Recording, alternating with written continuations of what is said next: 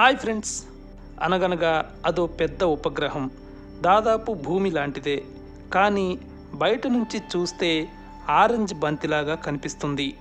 దాని దట్టమైన మేఘాలను దాటి లోపలికి వెళ్తే పర్వతాలు, లోయలు, చెరువులు, నదులు, సముద్రాలు కనిపిస్తాయి. అక్కడక్కడ వర్షం పడుతూ ఉంటుంది. ఆ చినుకులు టెన్నిస్ బాల్ సైజులో ఉంటాయి. అవి స్లో మోషన్లో చాలా నెమ్మదిగా పడతాయి. ఇప్పుడు ఆ చందమామ మొత్తం మానవాళిని ఆకర్షిస్తోంది. ఖగోళ శాస్త్రవేత్తలను ఊరిస్తోంది. మనుషులకు భవిష్యత్తులో తానే దిక్కు అంటోంది. అదే శనిగ్రహ ఉపగ్రహం టైటాన్.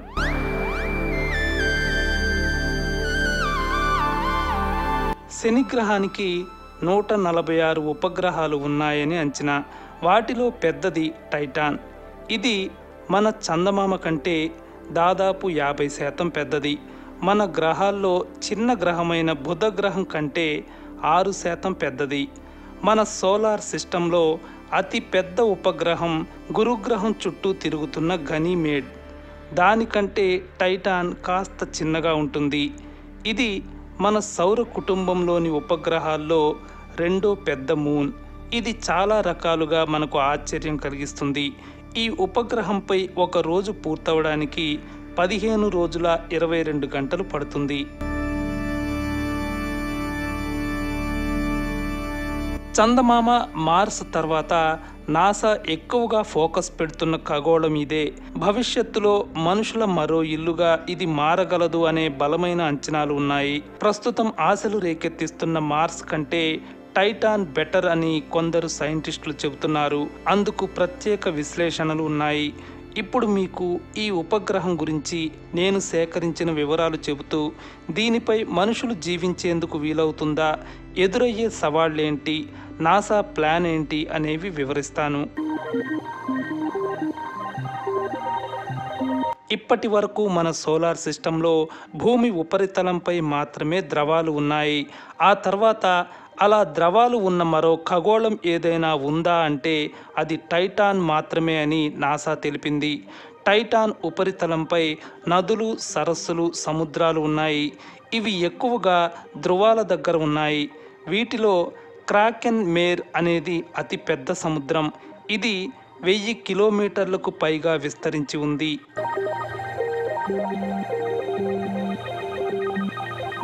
టైటాన్ ఉపరితలంపై ఉన్న నదులు, సరస్సులు, సముద్రాలు ఏవి కూడా మనం తాగే మంచినీటితో లేవు.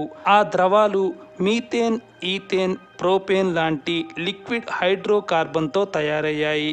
ఎప్పుడూ గడ్డకట్టినట్లుగా అతి చల్లగా మైనస్ ఉష్ణోగ్రతలతో ఉండే టైటాన్పై నీటిని వెదచల్లినట్లుగా ఈ లిక్విడ్ హైడ్రోకార్బన్స్ స్ప్రింకిల్ అవుతూ ఉంటాయి. ఇక్కడ ఉండే మేఘాలు తరచూ వర్షాన్ని కురిపిస్తాయి. అయితే కురిసేది మంచినీరు కాదు, నైట్రోజన్, మీథేన్. ఈ వర్షం నీరు భూమిపై పడినట్లుగా వేగంగా పడదు, నెమ్మదిగా పడుతుంది.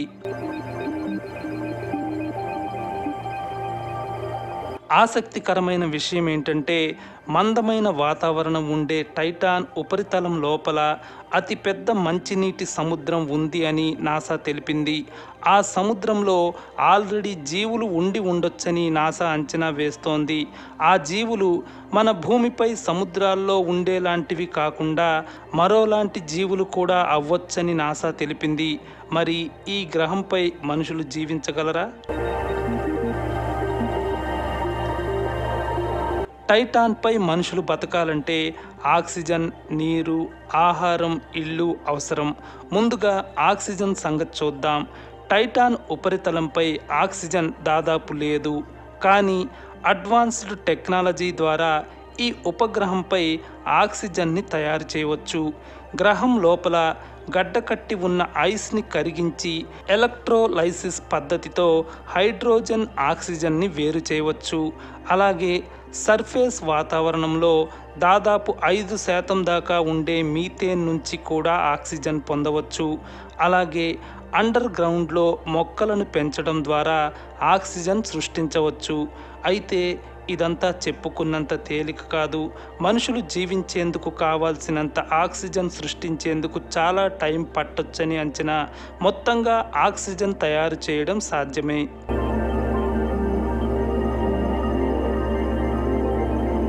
నీటి గురించి ఆలోచిస్తే ఉపరితలంపై ఉన్న ద్రవాలేవి మంచినీరు కావు.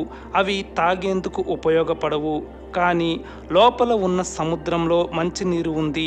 అది డెడ్ సీ తరహాలో చాలా ఎక్కువ ఉప్పు, అమ్మోనియాతో ఉంటుందని భావిస్తున్నారు.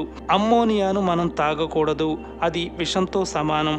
అందువల్ల లోపలున్న సముద్ర నీటిని డీశాలినేషన్ ప్రక్రియ జరిపి ఉప్పు, అమ్మోనియా తొలగించి మంచినీరుగా మార్చి తాగవచ్చు. కానీ అది చాలా ఖర్చుతో కూడుకున్న పని. అయితే భవిష్యత్తులో, అంటే మరో 100 ఏళ్లలో టెక్నాలజీ మరింత పెరుగుతుంది కాబట్టి అప్పటికి ఈ తరహా డీశాలినేషన్ ప్రక్రియ తక్కువ ఖర్చుకే అందుబాటులోకి రావచ్చు.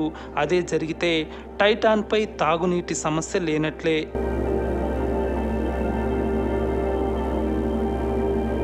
మూడో విషయం ఆహారం. టైటాన్పై ఆహారం తయారు చేయడం ప్రస్తుతం చాలా కష్టం.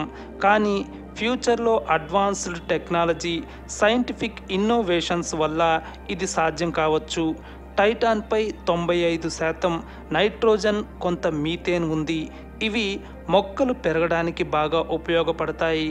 కానీ పెద్ద సమస్య ఒకటి ఉంది. Titan surface temperature -179 degrees Celsius ఉంటుంది. అంటే మన అంటార్కిటికా కంటే 2 రెట్లు ఎక్కువ చల్లదనం ఉంటుంది. అలాంటి వాతావరణంలో మొక్కలు పెరగవు. సూర్యుడి నుంచి భూమికి వస్తున్న ఎండతో పోల్చితే టైటాన్కి వస్తున్నది 1%. అంటే ఆ కొంచెం ఎండ ద్వారా మొక్కలు తమకు కావాల్సిన ఆహారాన్ని తయారు చేసుకోలేవు. అందువల్ల టైటాన్ లోపల అండర్ గ్రౌండ్లో భవనాలు నిర్మించి వాటిలో ఆర్టిఫిషియల్ హీటింగ్ లైట్ సోర్స్ ఇచ్చి మొక్కలు పెరిగేలా చేయొచ్చని సైంటిస్టులు చెబుతున్నారు. అందువల్ల ఆహారం తయారు చేసుకోవడానికి వీలవుతుందని అనుకోవచ్చు. 4వ అంశం నివాసం. టైటాన్ ఉపరితలంపై మనం నివసించలేం. అక్కడ -179 డిగ్రీస్ సెల్సియస్ ఉంటుంది. పైగా సూర్యుడి ఎండ పెద్దగా పడదు. మిట్ట మధ్యాహ్నం కూడా పొగమంచు ఉన్నట్లుగా, కాస్తంత చీకటిగా ఉన్నట్లుగా వాతావరణం ఉంటుంది. అంత చల్లని వాతావరణంలో జీవించలేం. అందువల్ల అండర్ గ్రౌండ్ భవనాల్లో జీవించవచ్చు. టైటాన్ ఉపరితలంపై ఉన్నంతసేపు తప్పనిసరిగా థెర్మల్ స్పేస్ సూట్ వాడాల్సి ఉంటుంది. కారణం అతి చలి, ఆక్సిజన్ లేకపోవడం. కానీ అండర్ గ్రౌండ్ భవనాల్లో ఉన్నప్పుడు స్పేస్ సూట్ తప్పనిసరి కాదు. ఇది టైటాన్పై ఉన్న అతిపెద్ద ప్లస్ పాయింట్. అంగారక గ్రహం మార్స్ విషయంలో అండర్ గ్రౌండ్లో ఉన్నప్పుడు కూడా తప్పనిసరిగా స్పేస్ సూట్ వాడాల్సి ఉంటుంది. అలా జీవించడం చాలా కష్టం. అందుకే మార్స్ కంటే టైటాన్ బెటర్ అనే ఆలోచన సైంటిస్టుల్లో ఉంది.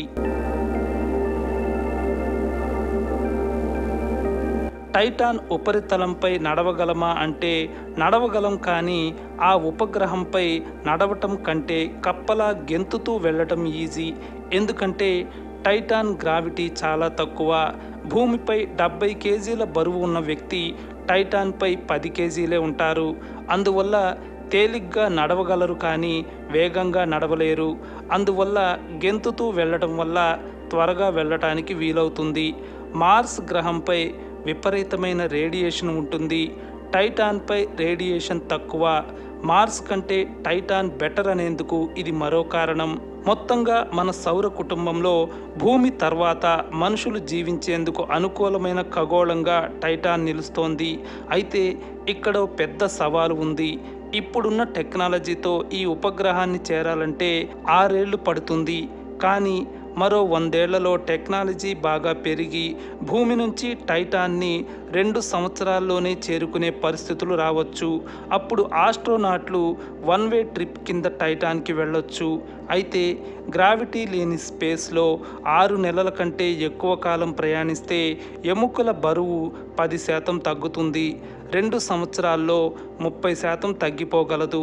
అదే జరిగితే ఎముకలు విరిగిపోగలవు. అయితే అలా అవ్వకుండా ఉండేందుకు రోజు కొన్ని గంటల పాటు స్పేస్ షిప్లో ఎక్సర్సైజ్ చేయాల్సి ఉంటుంది. ఇక స్పేస్ షిప్లో ఆహారం, ఫ్యూయల్ అన్నీ నింపుకోవాలి. ఇందుకోసం భారీ స్పేస్ షిప్ అవసరం. నాసా 2004 నుంచి 2017 వరకు క్యాసినీ స్పేస్ క్రాఫ్ట్ ద్వారా ఈ ఆరెంజ్ ఉపగ్రహంపై పరిశోధనలు చేసింది. చాలా విషయాలు తెలిసాయి. ఇంకా లోతుగా తెలుసుకునేందుకు నాసా ఒక ఆస్ట్రోబయాలజీ మిషన్ని రెడీ చేస్తోంది. దాన్ని డ్రాగన్ ఫ్లై అని పిలుస్తోంది. 2028లో దాన్ని ప్రయోగిస్తే 2034లో అది టైటాన్ ఉపరితలంపై దిగుతుంది.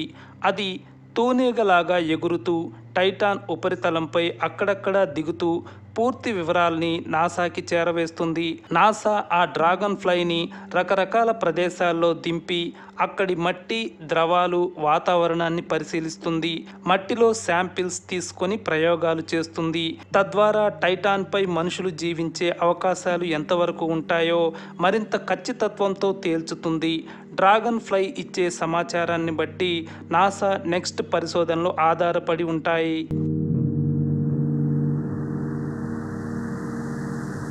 అన్నీ పాజిటివ్గా జరిగితే మరో 100 ఏళ్లలో టైటాన్పై వ్యోమగాములు అడుగుపెట్టే ఛాన్స్ ఉంది.